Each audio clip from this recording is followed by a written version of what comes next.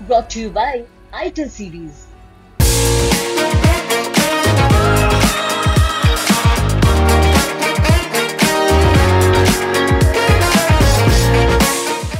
लेकिन वो पार्टी से बड़ा नहीं हो सकता है। तो अगर आज उन्होंने जैसा बता रहे हैं राष्ट्रीय महासचिव पद से इस्तीफा दिया है तो उनका ये निजी मामला हो सकता है, जैसे जब भी उन्होंने धार्मिक बयान दिया। क्या ये किसी को गाली देके इनकी सेवा की जा सकती है? हम किसी को गाली देके किसी की पूजा करेंगे? हम हिंदू हैं, हम भगवान को मानते हैं, अल्लाह को गाली देने का मुझे अधिकार है। हम ईसाई हैं तो हमको गुरु नानक जी को गाली देने का अधिकार है। यही केवल उनसे कि जब 5 साल वो भारतीय जनता पार्टी में कैबिनेट मंत्री थे तो वो इस तरह का बयान कभी नहीं दिए।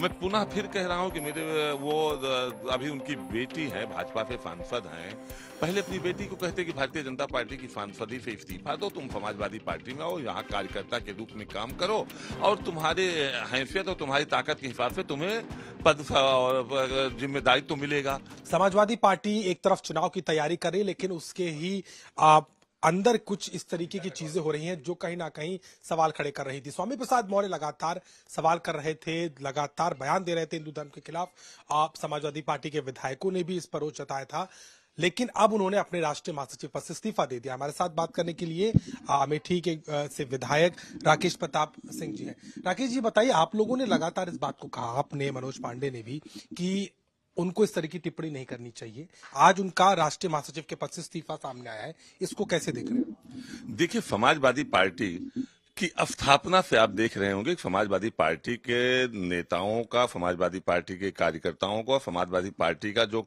सिद्धांत रहा है वो रहा है सबको साथ लेके चलने का, जात पात का कोई भेदभाव नहीं। अब कोई व्यक्ति अगर धार्मिक भावनाओं को भड़काता है और कोई व्यक्ति जात पात की बात करती है तो निश्चित तौर से डॉक्टर राम मनोहर लोहिया और माननीय स्वर्गीय नेताजी के विचारों और सिद्धांतों पे कुठाराघात कर रहा है। और वो कितना भी बड़ा नेता हो, लेकिन वो पार्टी से बड़ा नहीं हो सकता है। तो अगर आज उन्होंने जैसा बता रहे हैं राष्ट्रीय महासचिव पद से इस्तीफा दिया है तो उनका ये निजी मामला हो सकता है, जैसे जब भी उन्होंने धार्मिक बयान दिया तो हम सब लोगों ने कहा कि उनका निजी बयान हो सकता है।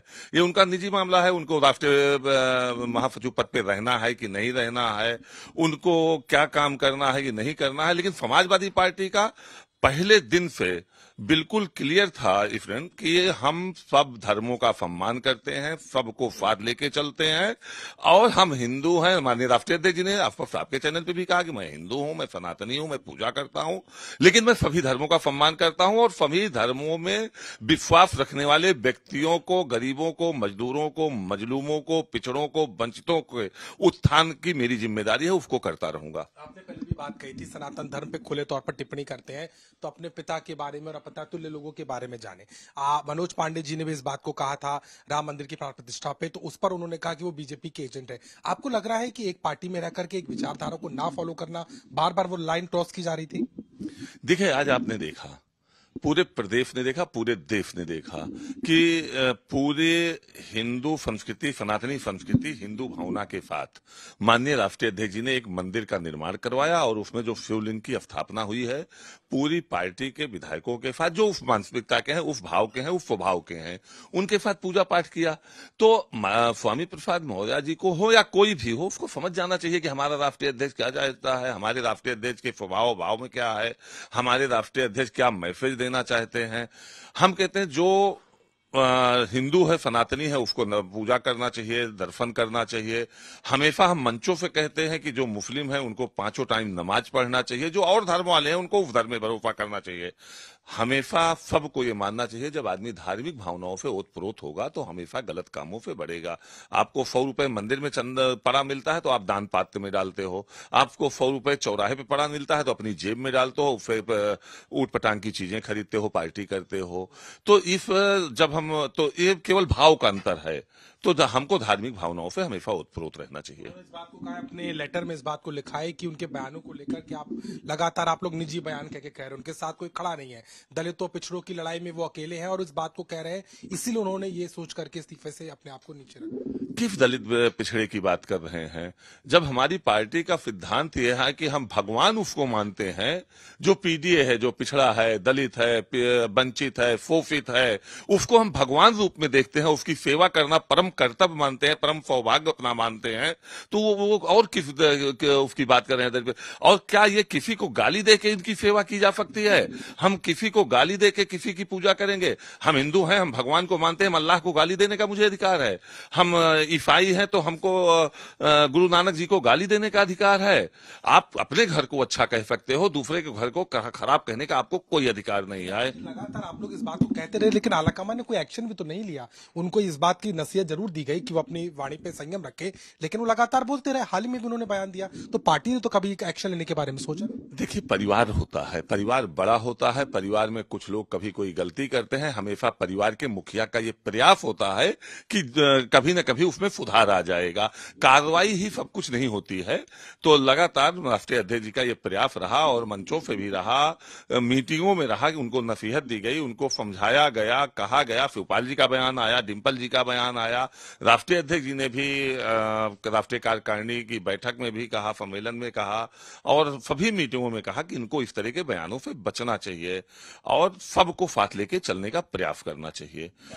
हम एक चीज पूछते हैं केवल उनसे कि जब 5 साल वो भारतीय जनता पार्टी में कैबिनेट मंत्री थे तो वो इस तरह का बयान कभी नहीं दिए। मैं पुनः फिर कह रहा हूं कि मेरे वो अभी उनकी बेटी है, भाजपा से सांसद हैं, पहले अपनी बेटी को कहते कि भारतीय जनता पार्टी की सांसदी से इस्तीफा दो, तुम समाजवादी पार्टी में आओ, यहाँ कार्यकर्ता के रूप में काम करो और तुम्हारे हैसियत और तुम्हारी ताकत के हिसाब से तुम्हें पद और जिम्मेदारी तो मिलेगा। पहले अपनी बेटी को समझाते। आप पूरे देश को, पूरे विश्व को ये मैसेज देते हो कि हिंदू धर्म धोखा है, सनातन धर्म आडंबर है, तो बेटी आपकी रुद्दा फेंक कर रही है। ब्राह्मणों को संस्कृत व्यवस्था के तहत ब्राह्मण भोज करा के दक्षिणा दे रही, तो आप अपनी बेटी तक को तो समझा नहीं पा रहे हो। पूरे देश के हिंदू को मूर्ख बता रहे हो, ये कैसे संभव हो सकता है? अभी तो पद से इस्तीफा दिया, आपको लगता है सदस्यता से भी इस्तीफा दे सकते हैं, या अब उनके ज्यादा दिन नहीं है, या उनका खेमा बदलने जा रहा है? देखिए, अब ये निर्णय या वो हो सकता है, कुछ लोग बिना सत्ता के नहीं रह पाते हैं, तो सत्ता के पाने की चाहत उनको इस तरह से बुलवा रही हो और कहीं से उनको ये मिल जाए, या सत्ता बुलवा रही हो। अब इस पे मैं कोई टिप्पणी करता, मैंने पहले भी कहा था, आपके चैनल पे भी कहा था कि माननीय राष्ट्रीय अध्यक्ष जी को इस बात की जांच करानी चाहिए कि जब वो बसपा में मंत्री थे, नेता विरोधी दल थे, भाजपा में कैबिनेट मंत्री थे, तो इस तरह से उन्होंने कभी ऊटपटांग बात नहीं की, कभी धर्मों में लोगों को नहीं उलझाया, कभी धर्मों में बांटने का काम नहीं किया।